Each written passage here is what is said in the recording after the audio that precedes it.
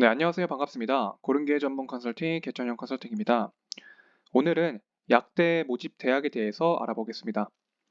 다른 학과들도 많은데 굳이 약대를 먼저 따로 영상을 찍는 이유는 제가 생각하기에 약대가 특이한 성격을 갖고 있기 때문입니다. 약학과는 학부에서 모집을 하게 된 게 불과 2년밖에 되지 않았습니다. 일반 전형의 경우에는 어느 정도 선호도에 따른 입결이 안정화된 것으로 보이는데 고른기회 전형에서는 아직 그렇지 않은 것 같습니다. 이는 어떻게 생각하면 당연한 게 일반 대학 학과조차도 입결이 안정화되지 않았는데 약학과는 당연히 안정화가 힘들겠죠. 네. 그래서 약학과를 좀 주의 깊게 보시면 좋을 것 같고요.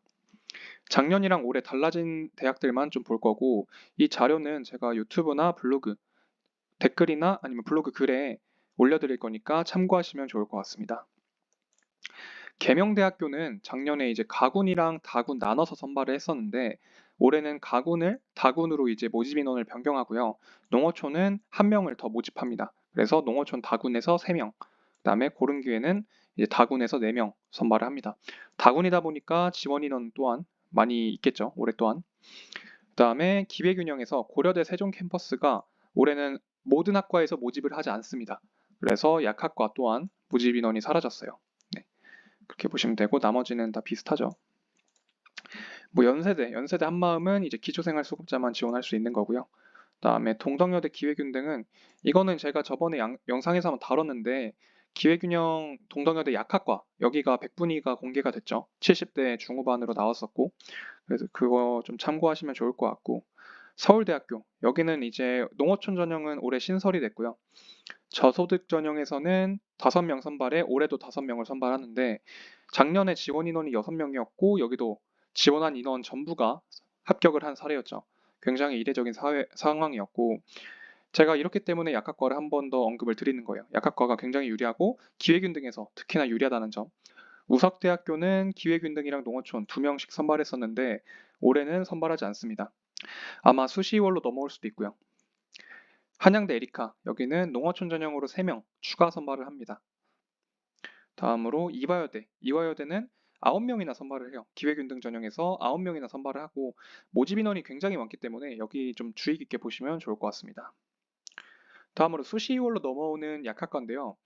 농어촌 전형은 거의 안 넘어옵니다. 네, 농어촌 전형은 잘 넘어오지 않고 왜냐면 이게 이 약학과나 의예과 이쪽은 어, 최저 기준을 잘 못 맞춰가지고 넘어오는 경우가 많아요. 근데 농어촌 전형은 이제 대부분이 일반고죠. 일반고기 때문에 최저 기준만 맞추면 다 합격을 하는 상황이라서 이 최저 기준을 위해서 공부를 재수를 계속 하시는 분들이 많아요.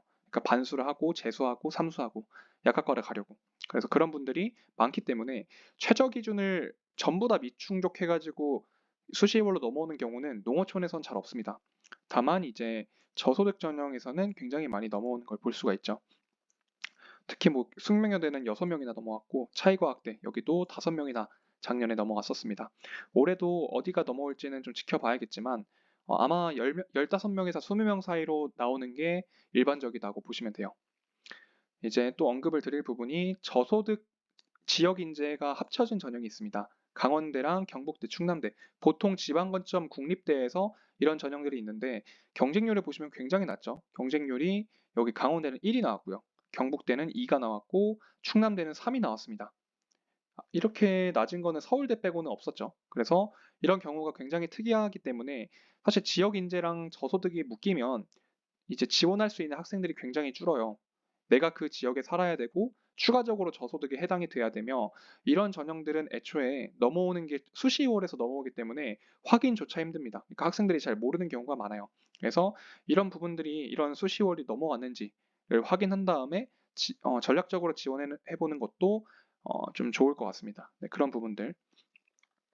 그래서 보면 약대 모집 인원은 농어촌은 20명, 그다음에 기회균등은 43명인데 여기에 수시월 인원이 추가된다면 기회균등은 한 60명 정도 되겠죠. 60명 정도 될 것 같고 그렇게 되면 사실 농어촌 전형이 원래 일반 학과 기준으로 기회균등보다 모집 인원이 2배 정도 많아요. 근데 약학과 같은 경우에는 기회균등이 오히려 2배가 더 많다라는 점을 기억해 주시고 수시월도 고려를 한다면 3배까지도 올라갈 수가 있다.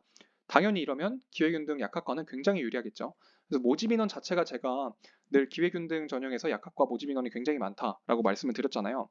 이게 정말 많은 거예요. 그러니까 전체 기회균등 모집 인원 자체가 1000명이 안 되는데 한 50명, 60명, 그리고 5%, 6%를 약학과로 선발한다? 굉장히 많이 선발을 하는 거고, 네, 그렇기 때문에 학생들이 너무 지원을 하실 때 약학과를 너무 높게 보지 않으셔도 된다. 지금 입결대가 너무 낮기 때문에 많이 지원을 해야 입결이 안정화가 돼요.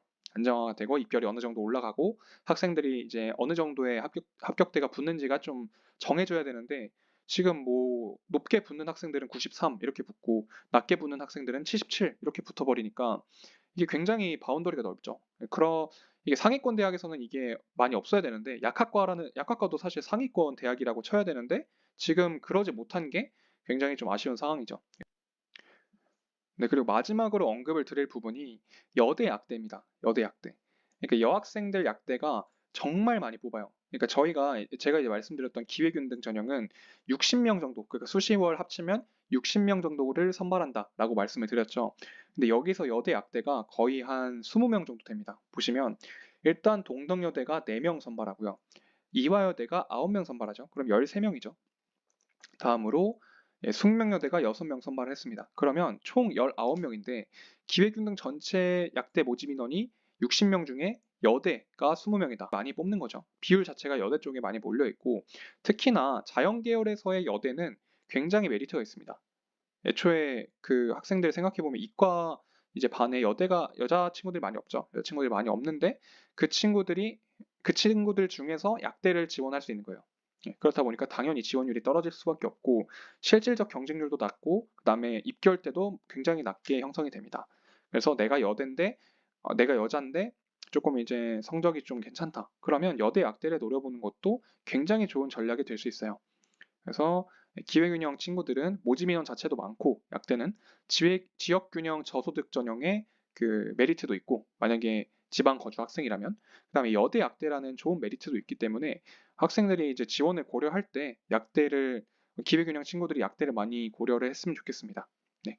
농어촌 전형은 이제 어느 정도 입결이 안정화가 됐기 때문에 이거는 제가 컨설팅 할 때 그 데이터 기반으로 합격 예측 좀 점수 100분위 정도를 설정을 해가지고 진행할 건데, 네, 약대 같은 경우는 학과 단위죠. 그러니까 대학별로 보는 게 아니라 약대라는 학과로 보기 때문에 저희는 이제 약대를 이 환산 점수를 내진 않아요. 그러니까 하나하나 각 대학마다 환산 점수를 내진 않고 어느 정도의 백분위, 어느 정도의 표준 점수에서 약학과를 지원할지, 그 다음에 반영비를 고려해서 이 학생이 약학과를 몇 개 쓸지 이 정도만 저희가 상담을 아마 할 거니까 참고하시면 될 것 같습니다. 네. 네, 지금까지 고른기회 전형 약학과에 대해서 알아보았습니다. 감사합니다.